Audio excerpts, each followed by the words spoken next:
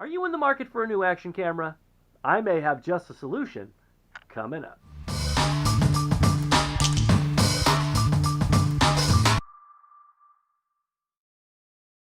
Action cameras have become extremely popular as of late. They are flooding the market. There are different brands from all over. GoPro was the first real big action camera, and then Sony kind of followed suit with some really good cameras. But then you've got some third-party cameras that have come out on the market, like the SJ4000. But I've been searching for a really good quality action camera with 4K capabilities. Not because I like to film in 4K, but I do like the fact that I can get a higher resolution and cut it down so my 1080p footage looks extremely clean. So I looked around online and I found at gearbest.com the Eken H9R. Now this camera isn't new, but it is a pretty great budget camera for 2018. So let's take a closer look. As you can see here, these are the accessories that came with Eken H9R camera. I'll leave links in the description below so you can find it at gearbest.com.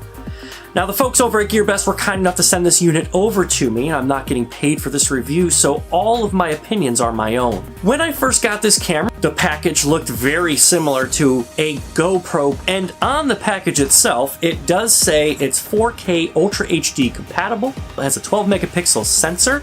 It's also waterproof up to 30 meters and supports Wi-Fi. And that Wi-Fi is an app that you can put on your phone so you can see what it is that your camera is recording. Now, inside my box, it came with a waterproof housing, a frame for a tripod mount. It also came with a couple of extra mounts, as well as a handlebar and pole mount, and a remote control. Now, that remote control is what I'm most excited about, because when I use this camera, sometimes if you're using it on a head mount, you can't really see, like, what's on top of your head, but with that wrist mount, you can actually just press a button and you know it's recording. It does give you a series of beeps to let you know that it is recording, which is pretty awesome. Like I said before, the camera does support 12 megapixel options as far as photos are concerned. It does do 4K at 25 frames a second. It does 2.7K at 30 frames a second. 1080p 60 frames a second, 1080p 30 frames a second, and 720p at 120 frames. Now that means you can do a little bit of slow down work or slow motion work with some of these when you get to the 60 frames or the 120 frames. Again, it's waterproof, it does support Wi-Fi, and it does have a 1050 milliamp hour battery, which actually in my use of this camera has lasted quite a long time. I had just gotten back from PAX East, and I'll leave some footage in this video. I had that thing recording on and off almost all day. So it definitely does last quite a while on one charge. It does have a 2-inch LCD. Unfortunately, it is not a touch censored LCD. It does have an HDMI out, it's micro HDMI out, and it is a 170-degree viewing angle on the lens. This camera itself is advertised as one of the easiest action cameras to use. So let's take a look through this menu here. As you go through the menu, you can see that it doesn't have a million options that are going to confuse you. All you really need to know is what you're setting up. You're setting up what kind of footage you want to set up. Do you want to get 1080p? Do you want to get 4K? Do you want to get 2.7K? Or do you want to just go straight 720p? With your camera settings, you do want to change, you could change that to any kind of megapixel. 8 megapixel, 5 megapixel, 12 megapixel.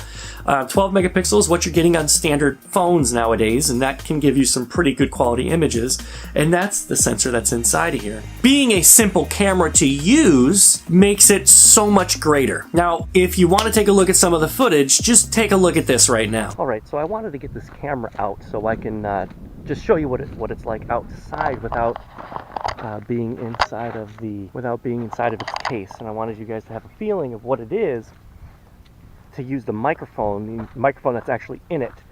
Pretty nice day. We're at a baseball field right now, and like I said, I just wanted you guys to see what it looks like out in the sun. This is what it sounds like using the microphone on the Eken H9 4K Ultra HD camera.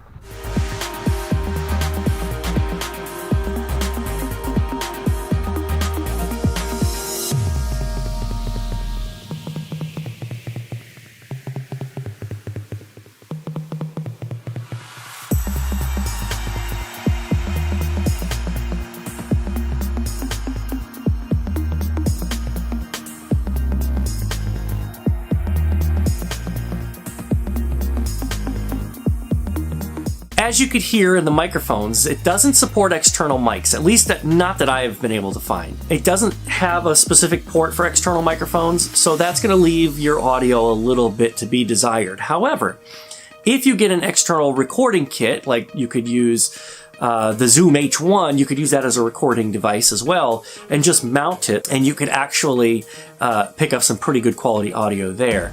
It doesn't pick up bad audio. The problem is when the wind blows, it picks up the wind. Now, when you take a look around the camera itself, you see that there is the lens. The lens is right there on the front.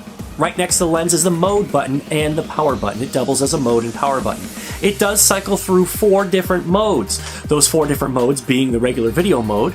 Then it has regular picture mode with a wide angle. And then it has burst picture mode as well as a time-lapse mode. So you can get some really good time lapses. For me, I like this camera as my B-roll camera. So when I'm looking for filler shots, I could get a whole bunch of those shots put together with this camera. The color accuracy is pretty decent. The viewing angle is very wide. So if you're thinking about vlogging, this could be a really good vlogging camera. You just may want to think about a separate audio device for this camera. It doesn't have image stabilization built in, but you could get a gimbal, and those gimbals could be pretty cool. I mean, I have a Zhiyun Smooth Q3 that I use this device on at PAX East, and it worked pretty well. I also have a SwiftCam model as well that works pretty well. The only thing is with the onboard audio, if you're using a gimbal, make sure the gimbal is a silent gimbal, like the Zhiyun is a silent gimbal. But my SwiftCam does have a little bit of noise involved when you're using it. So you will pick that up with the microphone that's on the camera itself. Again, the camera is a very powerful camera. It's capable of doing 4K. So who is this camera used for? Or who is this camera meant for? Well, it's a really valid question. I would say if you're looking to get into the action cam market, it's a great entry-level camera. It does give you the options for 720, 1080, and 4K, which is great. Not every camera does that.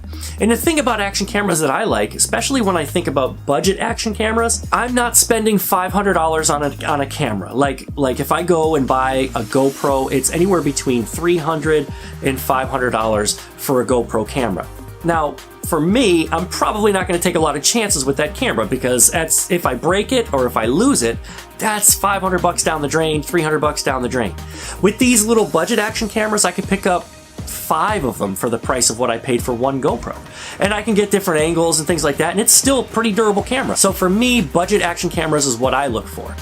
Especially if I'm looking for things just like going with B-roll footage for my videos. Or, if I'm just getting into the vlogging game, or if I'm just going out and I'm playing sport, I don't necessarily have to worry about if that camera gets hit with a paintball or breaks. As long as I can get my memory card out, I can always just afford another one. These cameras aren't all that expensive, so that's what I really like about it. So again, who is this action camera made for? I would say for the basic consumer, somebody who's not looking for something that has a million different features, just looking for something to plug in, turn on, and use. Well, guys, that's going to do it for me. I really hope you found this review useful.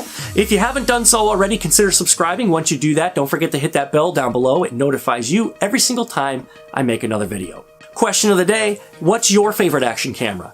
Leave some comments down below. Let us know. Maybe the community can help people in their decision-making process. Again, guys, thanks so much for tuning in. Stay curious, and I will catch you guys in the next video. Thanks for watching.